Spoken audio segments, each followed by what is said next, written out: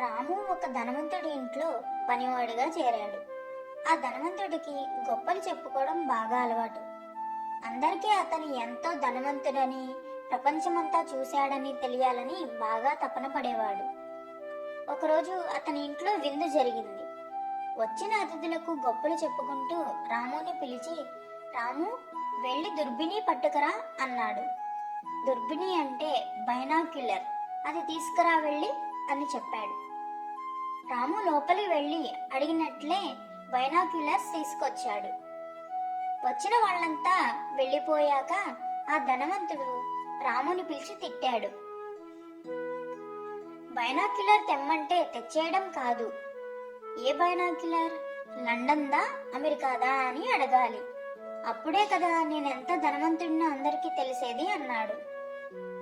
రాము తల వంచుకుని, ఇక పైన అలాగే చేస్తాను సార్ అన్నాడు. కొన్ని రోజుల తర్వాత ధనవంతుడి స్నేహితుడు ఒకడి ఇంటికి వచ్చాడు.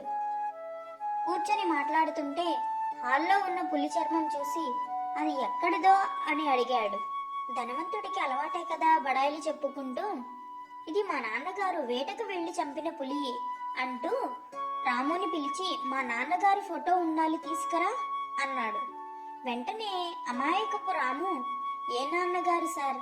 లండన్ నాన్నగారా, అమెరికా నాన్నగారా అని అడిగాడు. రాము అలా అనడంతో వచ్చిన వారంతా ధనవంతుని చూసి నవ్వుకున్నారు.